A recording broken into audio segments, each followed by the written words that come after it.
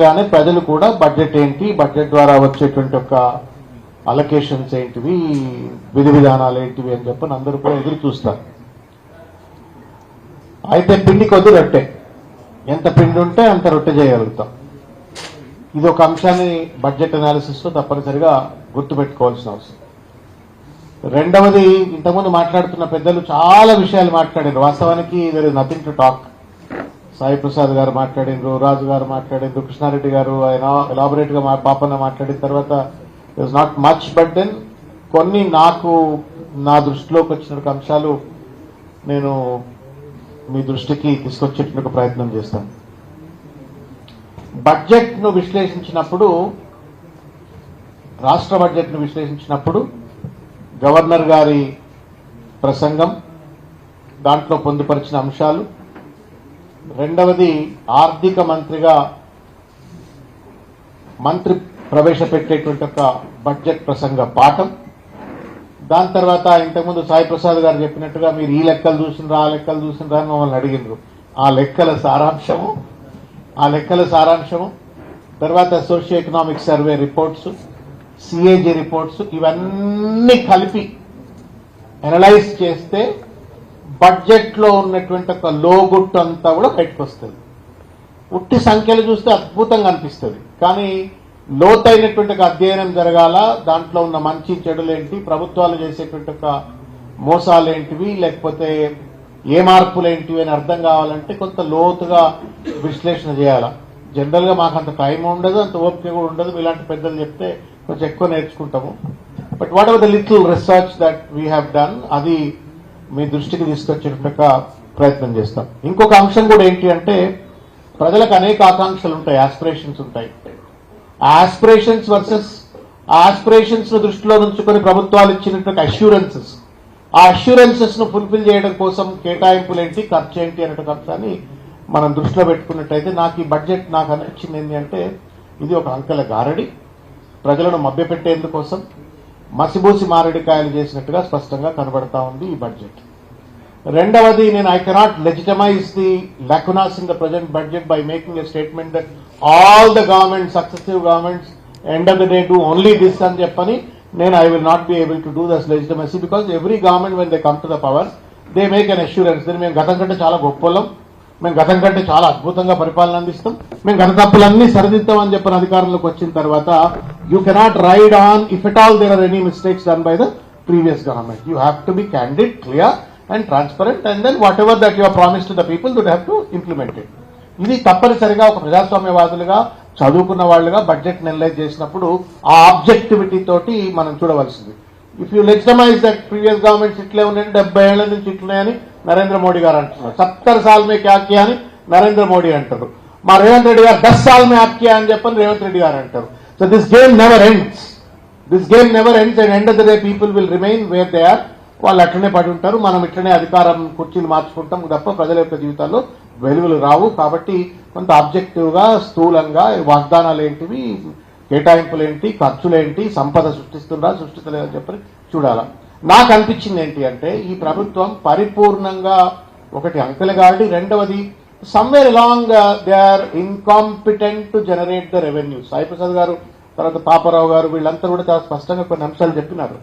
Budget లోటు budget తో ఉంది, సంపద సృష్టించలేకపోతా ఉన్నారు, తద్వారా వాళ్ళు ఇచ్చినట్టు వాగ్దానాలు పూర్తి స్థాయిలో అమలు చేయలేక ఇవాళ ఒక లోటు బడ్జెట్ తో ఈ ప్రభుత్వాన్ని నడుపుతున్నట్టుగా స్పష్టంగా కనబడతా ఉంది. These are not political rhetoric statements, ఇవి ఫ్యాక్చువల్ గా వాళ్లే అసెంబ్లీలో గాని శాసన మండలిలో గాని ప్రవేశపెట్టినటువంటి ఒక పద్ధతుల వల్ల, లెక్కల వల్ల మనందరికీ కూడా స్పష్టంగా కనబడేది ఏంటంటే, government is incompetent, inefficient and not being able to generate the revenues. ఏ ప్రభుత్వం అయినా, మన ఇంట్లో మొగాయని అంటాం, మనం ఇంటి సంపాదించే మొగాయని, ఆడోళ్ళు కూడా సంపాదిస్తున్నారు, వేరు చెల్లెమ్మ కొడుతుందని వాళ్ళ తర్వాత ఆడోళ్ళు మొగాడు ఇద్దరు సంపాదిస్తారు. బట్ ద ఫండమెంటల్, ఇంటికి పెద్ద అనేటోడి యొక్క ఫండమెంటల్ రెస్పాన్సిబిలిటీ ఏంటి అంటే, అరే మావాడు బాగా డబ్బులు సంపాదిస్తాడు రా, నెలకు పిల్లలకు అవసరమయ్యే ఖర్చుకు సంపాదిస్తాడు, వాళ్ళ అవసరాలకు, వాళ్ళ విద్యకు, హెల్త్ కు, గ్రోత్ కు అన్నిటికీ సంపాదిస్తుందని చెప్పారు. అది సంపాదించలేకపోతే సార్ దగ్గర బేకారం వచ్చుతారు. ఈ ప్రభుత్వంలో ఉన్నటువంటి సమస్య ఏంటి అంటే, వారు దాన్ని కప్పిపుచ్చుకోవచ్చు కాక ముఖ్యమంత్రి గారు నన్ను పోసుకున్న డబ్బులు లేవని చెప్పని గత ప్రభుత్వం ఇట్లా చేసిందని అట్లా చేసిందని చెప్పేటువంటి ఒక ప్రయత్నం చేసినప్పటికీ కూడా today the state is in a serious financial crisis which we are not able to realise. అందుకే దాన్ని ఆ క్రైసిస్ నుండి బయటపడడం కోసం అవసరమైన ఒక ప్రొడక్టివ్ ఎంటర్ప్రైజ్ గా రాష్ట్రాన్ని తీర్చిదిద్దడంలో ప్రణాళికలు లేవు. తద్వారా ఏమవుతుంది అంటే లోటు బడ్జెట్ అవి కప్పిపుచ్చుకోవడం కోసం రకరకాల రీతిలో ప్రజలను మభ్యపెట్టేటువంటి రీతిలో ప్రభుత్వం మాట్లాడుతున్నట్టు ఒక విషయం.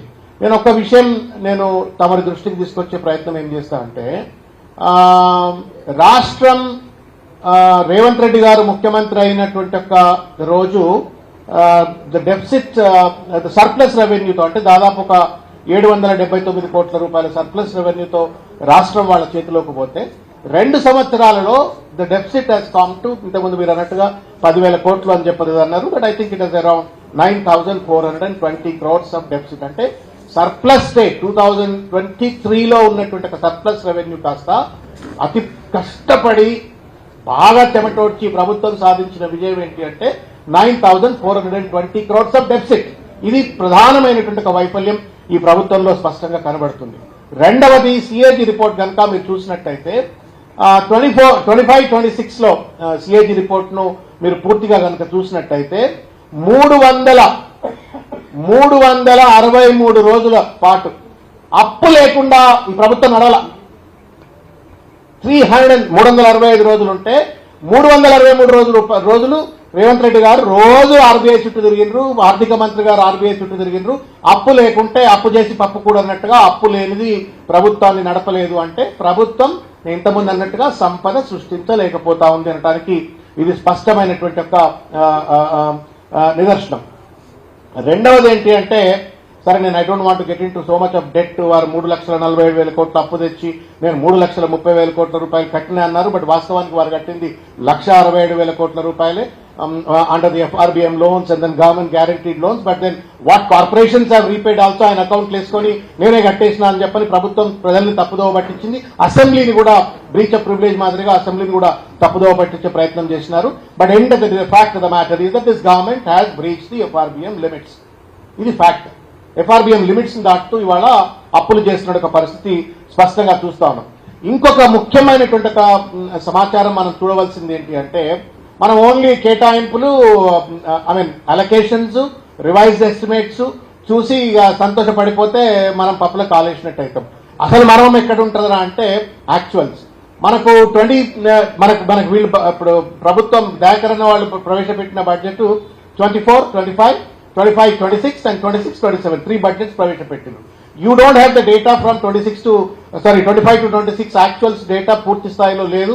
కొంత లోతుగా సాయి ప్రసాద్ గారిని పట్టుకొని కొంత లోతుగా పోతే ఏమైనా దొరుకుతుందో తెలియదు కానీ but whatever the limited data that is available if you look at 24-25 data కనుక చూసినట్టయితే in any sector right from revenue sector to the tax mobilisation to tax collections to the kind of expenditure that they have planned on various sectors, maybe it's health, maybe it's education, maybe it's agriculture, maybe it's any welfare, anything that you compare, they have not crossed 60%. In some cases నేను data చాలా ఉన్నది మా దయాకరణ మొదలై తక్కువ మాట్లాడని చెప్పింది కాబట్టి నేను కొంత లిమిటెడ్ గా మాట్లాడే ప్రయత్నం చేస్తున్నా. On any sector they are not cross. అది కొంచెం బాధ కలిగించేటువంటి అంశము. నేను ఆ డేటాను కొన్ని రంగాల్లో housing what was budgeted in 24-25 was 7,903 crores. What was spent is only 413 crores అంటే -95%. ఎస్సీ ఎస్టీ ఓబీసీ వెల్ఫేర్ కోసం 23,000 కోట్ల రూపాయలు కేటాయిస్తే ఖర్చు పెట్టింది 7,420 కోట్లు. అర్బన్ డెవలప్మెంట్ అట్లనే అట్లా అగ్రికల్చర్ లో అట్లనే రకరకాల రంగాల్లో కూడా ఖర్చు పెట్టలేకపోతున్నారు. అంటే సంపద లేదు చేతిలో లేదు. They are also spending on the lopsided priorities like maybe Musi or future city ఇంటి దగ్గర ఎక్కడైనా ఖర్చు పెడుతుండొచ్చు. ఇది ప్రభుత్వంలో వైఫల్యం. ఇక రెండోది మనకు ముఖ్యమంత్రి గారు రేవంత్ రెడ్డి గారు ముఖ్యమంత్రి అయిన తర్వాత one of the very significant developments contradicting the Congress party's ideology is that Narendra Modi is my బడేబాయ్ అని చెప్పని అన్నారు. మేము కూడా అనుకున్నాం బడేబాయ్ తోటేబాయ్ ఏమవుతుంది, ఏ పార్టీలు ఉంటాయి. ఇప్పుడు మేము ఇద్దరం కూడా అన్నదమ్ములు లెక్కనే ఉంటాం. ఇప్పుడు మా చెల్లెమ్మ అక్కడే ఉన్నది, మేము అంత ఒక కుటుంబం లెక్కనే ఉంటాం. We may differ ideologically or if not ideologically politically. కానీ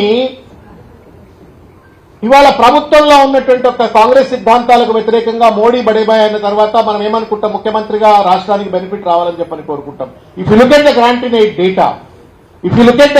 ఎయిడ్ డేటా అది కనుక చూసినట్టయితే వీళ్ళు targeted what was estimated was 21,000 crores నేను కేంద్ర ప్రభుత్వం తెస్తానంటే వచ్చింది పట్టుమని 7,000 కోట్లు కూడా రాలేదంటే బడేబాయ్ చోటేబాయ్ బంధం అనేటువంటిది తెలంగాణ ప్రజలకు ఉపయోగపడతలేదు. నిర్బంధంగా బరిగీసి ఇవాళ కేంద్రంతో కొట్లాడవలసినటువంటి కాంగ్రెస్ ప్రభుత్వం నరేంద్ర మోడీ గారితో సయోధ్యనా, సరెండరా, లేకపోతే సరైన రీతిలో ప్రశ్నించలేకపోతున్నారా? End of the day the grant in aid లో సీరియస్ డెఫిసిట్ కనబడతా ఉంది. నేను ఇంతకుముందు చెప్పినట్టుగా రెవెన్యూ రిసిప్ట్ లో లోపం ఉంది, ట్యాక్స్ కలెక్షన్స్ లో లోపం ఉంది, గ్రాంట్ ఇన్ ఎయిడ్ లో లోపం ఉంది. ఇక పిండి లేదు. మరి రేవంత్ రెడ్డి గారు కోస్త తినమనంటే ఏమంటాడు మరిగా అదే అంటున్నాడు కదా. కాబట్టి మనం రేవంత్ రెడ్డి గారిని కోస్త తినమంటున్నాడు ఏం లేదని చెప్పని స్పేర్ చేస్తామా అంటే మన పుట్టి పగిలిపోతుంది. You have to question it, you have to make the government accountable. అట్లయితేనే మనం బతుకుతాం, మన పిల్లలు బతుకుతారు, మన హెల్త్ సెక్టర్ బతుకుతుంది, మన ఎడ్యుకేషన్ సెక్టర్ బతుకుతుంది. ఇక విషయానికి వస్తే ఎడ్యుకేషన్ విషయంలో చాలా రైతులు ఫస్ట్ నేను రైతు విషయం మాట్లాడతాం. రైతు విషయంలో రైతు భరోసా పూర్తిగా దాన్ని పండబెట్టేసినారు, పూర్తి స్థాయిలో పండబెట్టేసినారు. రైతు భరోసా పండబెట్టేసినారు. దాదాపు 286 మంది రైతులు ఇవాళకి చనిపోయినట్టుగా రాజుగారు, maybe my number is right are wrong I don't know, but నాకున్న సమాచారం మేరకు అరౌండ్ 286 ఫార్మర్స్ ఆర్ డైడ్. వాళ్లకు మీరు అన్నట్టుగా రైతు బీమా పథకం పూర్తి స్థాయిలో అమలు కావట్లేదు, వాళ్ళకి రావాల్సిన పెన్షన్స్ కానీ లేకపోతే సరైన ఆర్థిక వెసులుబాటు కలగట్లేదు, పంట బీమా పథకం అమలు కావట్లేదు, పంట బోనస్ సన్న బియ్యం అని చెప్పని మెలకబెట్టిండ్రు. రైతు డిక్లరేషన్ మా దయాకర్ గారు మేము ఇద్దరమే కూర్చొని రాసినాం.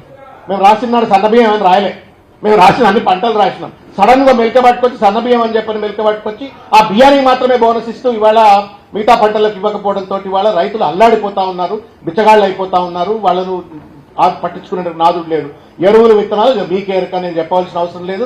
లైన్లలో నిలబడి ఎరువులు తేలేక విత్తనాలు తేలేక ప్రభుత్వ వైఫల్యంతో ఏ రకంగా ఇబ్బంది గురవుతున్నారనే ఒక విషయాన్ని, ఈ రకంగా వ్యవసాయ రంగాన్ని పూర్తిగా కూడా తుంగలో దొక్కినట్టు ఒక పరిస్థితి స్పష్టంగా కనబడతా ఉంది. Then this government has not made one single statement in the budget. మనం ఏమనుకుంటాం బడ్జెట్ లో, గవర్నర్ స్పీచ్ కానీ బడ్జెట్ లో కానీ there must be some kind of accountability in the direction ఎటు తీసుకుపోతున్నాం రాష్ట్రము, ఆస్పిరేషన్స్ వర్సెస్ అష్యూరెన్స్ అని చెప్పని. జాబ్ క్యాలెండర్ అన్నారు, there is no discussion about it. 2 lakh jobs అన్నారు. How is that they are going to provide those number of jobs, create those jobs అనే ఒక విషయం పట్ల చర్చ లేదు. కానీ స్థూలంగా మాత్రమే 67,000 ఉద్యోగాలు ఇచ్చినామన్నారు. అందులో 50,000 ఉద్యోగాలు గత ప్రభుత్వం గుర్తించి రిక్రూట్మెంట్ ప్రాసెస్ మొదలుపెట్టిన దాన్ని వాళ్ళ అకౌంట్ లో వేసుకొని ప్రజలను 2 lakhs అంటే నేను ఏం అజ్యూమ్ చేస్తా, when the Revanth Reddy became the chief minister from that date to till date first year లో 365 రోజుల్లో 2 లక్షల ఉద్యోగాలు ఇస్తారంట. పాత ఉద్యోగాలు కూడా నా అకౌంట్లో వేసుకొని నేను చేసినా అని చెప్పని ప్రజలను మభ్యపెట్టే ప్రయత్నం చేస్తా ఉన్నారు. మా దయాకరణ విద్యార్థి పక్షపాతి, నిరుద్యోగ పక్షపాతి కాబట్టి ముఖ్యమంత్రి గారికి సన్నిహితంగా ఉంటారు, చెప్పాలా అని చెప్పని నేను కోరుకుంటున్నా. ఇది ఇందులో నిరుద్యోగులకు కూడా అన్యాయం జరిగింది. ఇకపోతే పెన్షనర్స్ విషయం మీరే మాట్లాడినారు. అదైతే వాళ్ళకి పాపం ఆకాశం చూపెట్టిండ్రు, వాళ్ళకి చేతులు అరచేతి వైకుంఠం అంటాం. 4,000 రూపాయలు అన్నారు, 6,000 రూపాయలు అన్నారు, తులం బంగారం అన్నారు, పెళ్లి పోస్ట్పోన్ చేసుకోమన్నారు. ఇట్లా అనేక పథకాలను అనేక రీతుల్లో 420 వాగ్దానాలు అనేక డిక్లరేషన్ చేసిన తర్వాత వాటి అమలు దిశగా now your 2 years are over, 3 years are over, third budget ఇది. ఇంకా దీని తర్వాత మీకు ఒకటే బడ్జెట్ ఉంటుంది. Last budget is election year budget and then you are gone. You will not have money, you will have lot of pressures. కాబట్టి నువ్వు ఏం చేసినా ఈ బడ్జెట్ లో చేసి ఉండాలి. కానీ ఈ బడ్జెట్ లో ఇచ్చిన వాగ్దానాల అమల్లో పూర్తి స్థాయిలో కూడా వైఫల్యం స్పష్టంగా కనబడుతున్న విషయం చూస్తా ఉన్నాం. నేను కొన్ని విషయాలు వీరి దృష్టికి తీసుకొచ్చే ప్రయత్నం చేస్తాను. మైనారిటీ విషయంలో 25-26లో 3,591 కోట్ల రూపాయలు కేటాయిస్తే ఖర్చు పెట్టింది 1,591 కోట్ల రూపాయలు.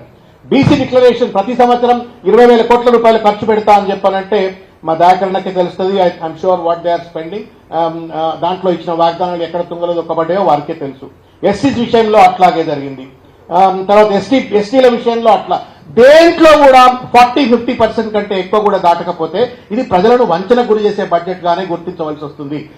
నేను what the numbers that I am talking to you about 24-25 the same fate you will see in 26-27 also. ఎందుకు చెప్తా ఉన్నానంటే మీరు జనవరి వరకు సిఏజీ రిపోర్ట్ లో కనుక చూసినట్టయితే జనవరి వరకు రెవెన్యూ రిసిప్ట్స్ 1,00,000 కోట్లే అని చెప్పి చూపెట్టిండ్రు. రెండు నెలల్లోనే 60,000 కోట్లు నేను యాడ్ చేసిన అని చెప్పని మనకు బడ్జెట్ వచ్చేటప్పటికి బడ్జెట్ లో 60,000 కోట్లు అని చెప్పని మంత్రదండం తిప్పినట్టుగా. So that means it raises it out whether the budget is a budget. Positive figures, positive budget గా కనబడతా ఉంది. కాబట్టి మనం లోతుగా మనం ఎండ్ ఆఫ్ ద డే గవర్నమెంట్లో ఉన్నోళ్ళు మనోళ్లే, ప్రతిపక్షంలో ఉన్నోళ్ళు కూడా మనోళ్ళే, అందరం తెలంగాణ వాళ్ళమే కదా. వాళ్ళు కొట్లాడినా మనం కొట్లాడినా తెలంగాణ అభివృద్ధి కోసమే కొట్లాడతాం. కాబట్టి వాళ్ళు చేసే తప్పులను మనం ఎత్తి చూపెట్టాలా, మనమేమైనా తప్పులు చేస్తే వాళ్ళు ఎత్తి చూపెట్టాలా. That is the beauty of democracy.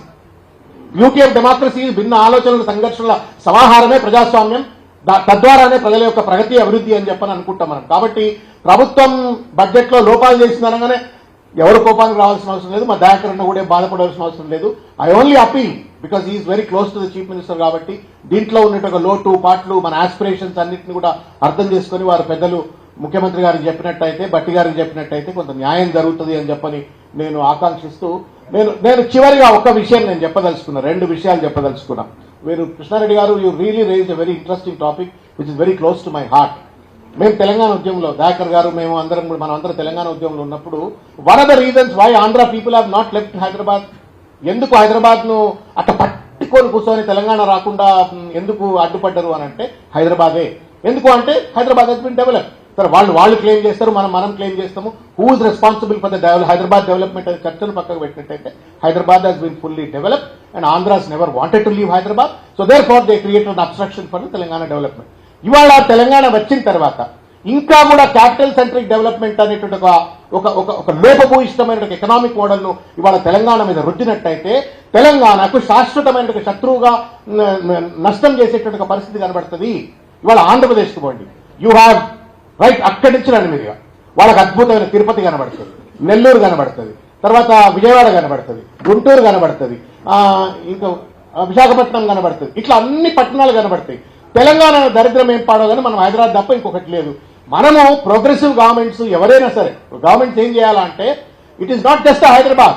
Why can't Karimnagar become Hyderabad, why can't Nizamabad become Hyderabad, why can't Mahabub Nagar become Hyderabad, why can't Nalgonda become Hyderabad అని చెప్పని ఒక decentralised governance and administration and development అనేటువంటి ఆలోచన చేయకుండా మొత్తం కేకును కోసినట్టు 3 ముక్కలు కోసి పడేసినట్టు. There is no scientific rationality, there is no economic sanctity, nothing, pure rare అని చెప్పేసి దానికి ఇంతవరకు కూడా ప్యూర్లో ఎంత బడ్జెట్ చేస్తావు, ప్యూర్లో ఎంత బడ్జెట్ చేస్తావు, రేర్లో ఎంత బడ్జెట్ చేస్తావు అని చెప్పని ఇప్పుడు మీరు చెప్పిన 3,24,000 కోట్ల రూపాయల బడ్జెట్ లో what is the contribution from pure rare అని చెప్పని government has no idea.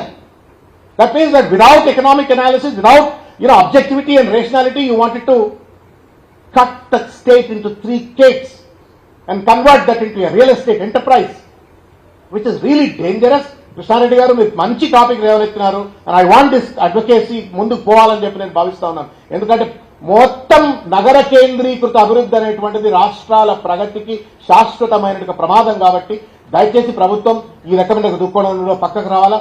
Musi విషయంలో అద్భుతంగా డెవలప్మెంట్ కోసం నిధులు కేటాయించండి, but don't destroy the lifes అని చెప్పని కూడా డిస్ప్లేస్ చేయకండి, డిస్ట్రాయ్ చేయకండి. మనకు గుళ్ళు కాదండి కావాల్సింది, శివుడి గుడి వెమిలాడ రాజు ఉన్నాడు, గాంధీ విగ్రహం మస్తున్నాయి, తెలంగాణ అంతా గాంధీ విగ్రహాలు ఉన్నాయి, అంబేద్కర్ విగ్రహాలు ఉన్నాయి. ఇవాళ కావాల్సింది మూసీ ప్రక్షాళన జరగాల. అది జీవనది, తెలంగాణ సంస్కృతి నది. అట్లా అడ్డమైనటువంటి ఒక రీతిలో పొల్యూషన్ చేస్తూ ఉన్నాయి. ఒక ప్రాపర్ డిపిఆర్ను పట్టుకొచ్చి దానికి అవసరమైన నిధులు కేటాయించి ఈ గుళ్ళు గోపురాలు లేకపోతే విగ్రహాలు కట్టి ప్రజలను మభ్యపెట్టే కంటే సరి అయినటువంటి రీతిలో నిధులు కేటాయించి ప్రజల జీవితాలకు విఘ్నం కలిగించకుండా ఈ బడ్జెట్ ఆలోచించినట్టయితే లాభం జరుగుతుంది అని చెప్పని నేను ఆలోచిస్తూ చివరిగా ఒకటే మాట, if the state wants to progress, not hello remarks and slogans కాకుండా ఉండాలంటే ఇది మాత్రం ఈ దృక్కోణం నడవదు. సమగ్రమైనటువంటి కృష్ణారెడ్డి గారు ఉన్నారు, మా సాయి ప్రసాద్ గారు ఉన్నారు, పాపారావు గారు ఉన్నారు, ఇంకెవరైనా పెద్దలు చాలా మంది ప్రభుత్వంలో అనుసంధానం కూర్చొని నిశితమైనటువంటి లోతైనటువంటి అధ్యయనం చేయకపోతే మనం we're entering into a serious financial crisis. We have no money. Education, what was promised in the manifesto was 15%, what was given is 9%. అది అటో ఇటో కొద్దిగా ఖర్చు పెడతారేమో. Health, we're in serious crisis. Budget మనం నేషనల్ యావరేజ్ కంటే education లో తక్కున్నాం, హెల్త్ లో తక్కున్నాం, రూరల్ డెవలప్మెంట్ లో తక్కున్నాం. On various sectors we're lesser spending than the rest of the states in the country. మనం ఇట్లనే పోయినట్టయితే మన పిల్లలు ఎట్లా బాగుపడతారు? ఇలా ప్రైవేట్ స్కూల్స్ 70% మంది మన పిల్లలు ప్రైవేట్ స్కూల్లో చదువుతున్నారు. ఓన్లీ గవర్నమెంట్ స్కూల్స్ లో నిధులు లేవు. YYSU అన్నారు. ఎంతమంది విద్యార్థులకు మీరు YYSU కేటర్ చేయబోతా ఉన్నారు? How is that you're going to transform all the government schools like YYSU? Skill university అని చెప్పని మీరు 2 ఏళ్ల నుంచి కాలయాపన చేస్తా ఉన్నారు. ఎన్ని నిధులు కేటాయించినారు? ఇంతకుముందు ఎవరు అడిగినారు, మీరే అడిగినట్టున్నారు. ఎంతమంది మీరు అడిగినారు, ఎంతమంది విద్యార్థులు మీరు అక్కడ చేసినారు, మీరు వెబ్సైట్ పోయి చూడండి. It was actually shock. నాకు కూడా చాలా దగ్గర సబ్జెక్ట్ అది. Being a professor in the university for some time and having worked in the IT industry, skill development is something very close to me. Every time I go to the website and see whether they have launched any new course అని చెప్పి చూస్తాను. ఏం కోర్సులు అండి? దానికి ఆనంద్ మహేంద్ర ఎందుకండి? మా కృష్ణారెడ్డి గారు సరిపోరా?